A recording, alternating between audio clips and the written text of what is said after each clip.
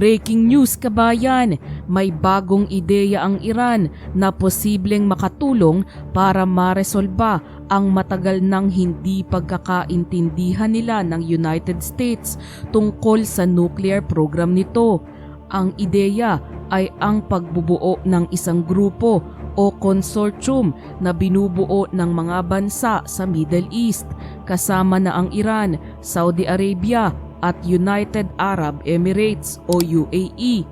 Magtutulungan ang grupong ito para mag-enrich ng uranium na isang mahalagang bahagi ng isang nuclear program. Umaasa ang Iran na sa pagsama ng mga kalapit bansa nila sa proseso, mababawasan ang pag-aalala ng US at iba pang bansa tungkol sa tunay nilang layunin sa nuclear program nila.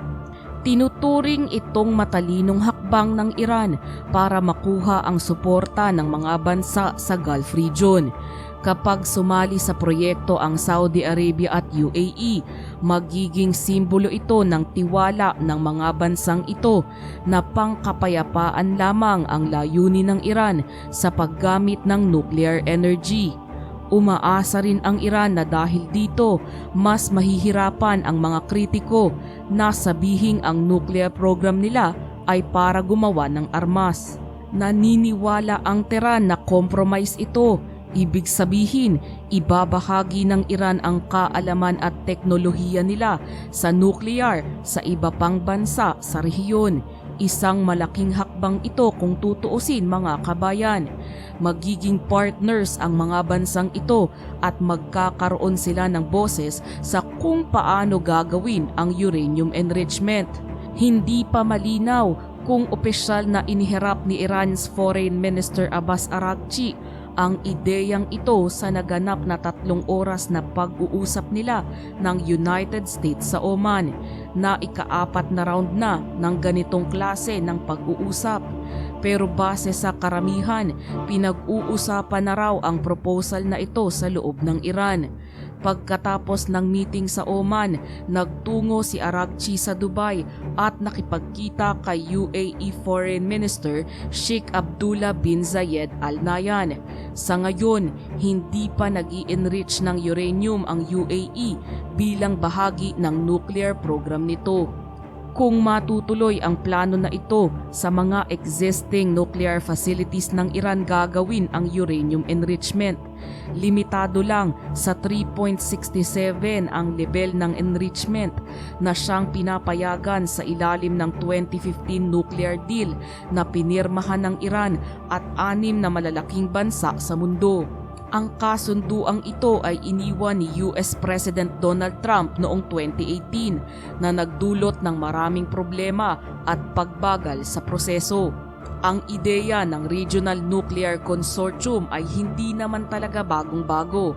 Una na itong iminungkahi ni Syed Hossein Mousavian, isang dating Iranian nuclear negotiator, at ni Frank von Hippel, isang physicist mula sa Princeton University. Sinulat nila ito sa isang artikulo na lumabas noong October 2023 sa Bulletin of the Atomic Scientists.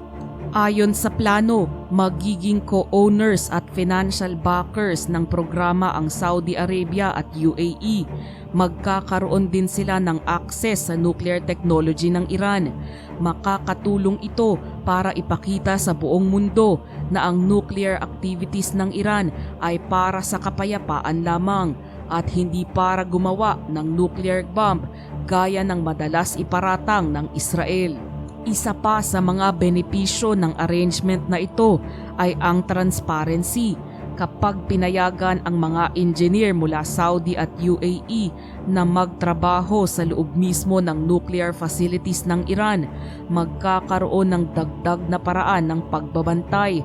Mas magiging bukas ang buong proseso at mas magkakaroon ng kumpiyansa ang international community. Hindi lang aasa sa inspections ng International Atomic Energy Agency na siyang nuclear watchdog ng United Nations.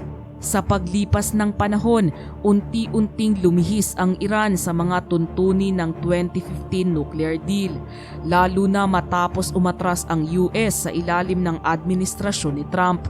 Pero sabi ng Iran, handa silang sundin ang limitasyon sa uranium enrichment, parehong sa dami at sa taas ng enrichment level sa isang takdang panahon.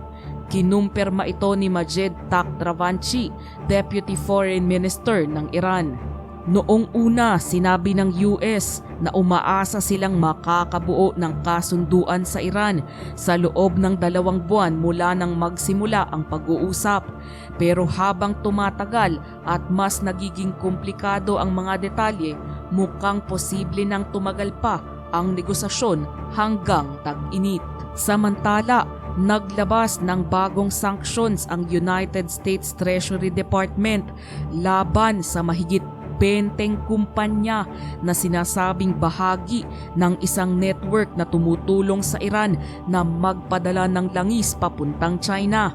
Inanunsyo ito ilang araw lang matapos ang ika-4 na round ng pag-uusap ng Iran at US tungkol sa nuclear program ng Iran. Ayon sa mga opisyal ng US, ang grupo ng mga kumpanyang ito ay tumulong para mailipat ang langis na nagkakahalaga ng bilyong-bilyong dolyar papuntang China sa ngalan ng Iran's Armed Forces General Staff at isang kumpanyang tinatawag na Sefer Energy na pinaniniwala ang lihim na nagtatrabaho para sa gobyerno ng Iran. Sabi ng gobyerno ng US, sa ilalim ng pamumuno ni President Donald Trump, ang kinikitang pera ng Iran mula sa pagbebenta ng langis ay ginagamit para pondohan ang mga mapanganib na aktibidad.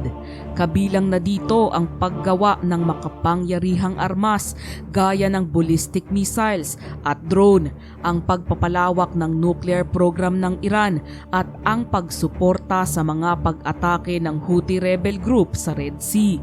Target ng mga pag-ataking ito ang mga international ships, ang US Navy at ang Israel. Sa isang pahayag, sinabi ni US Treasury Secretary Scott Bessent na magpapatuloy ang United States sa pag-aksyon laban sa oil trade ng Iran kung patuloy itong susuporta sa terorismo at pagkalat ng mga mapanganib na armas. Aniya, patuloy na tatargetin ng United States ang pangunahing pinagkukuhanan ng kita na ito hanggat patuloy na tumutulong ang gobyerno ng Iran sa terorismo at sa pagkalat ng mga nakakamatay na sandata. Bahagi ang mga bagong sanctions na ito ng tinatawag na maximum pressure campaign na muling pinatupad ni Trump nitong Pebrero. Mas maaga ngayong taon, pinarusahan din ng US ang ilang maliliit na pribadong pagawaan ng langis sa China na tinatawag na teapot refineries dahil sa pagproseso nila ng langis mula sa Iran, bagay na lumalabag sa mga patakarang internasyonal. Sa ilalim ng sanksyon, naka-freeze ang anumang US assets ng mga kumpanyang tinamaan at bawal na rin silang makipagnegosyo sa kahit kaninong Amerikano.